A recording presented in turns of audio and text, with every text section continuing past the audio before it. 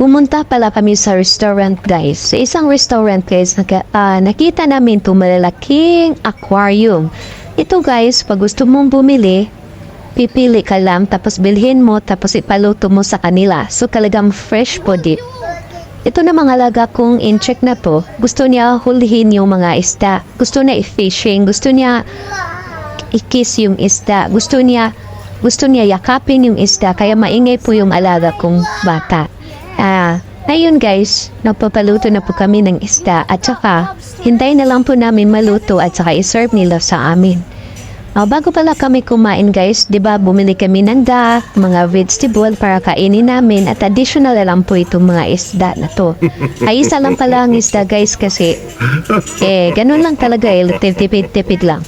Ayan, may mamalaki pa kaming mga lobster pero hindi kami bumili ng lobster. Ano lang ang binili namin isda. Bye bye, thank you.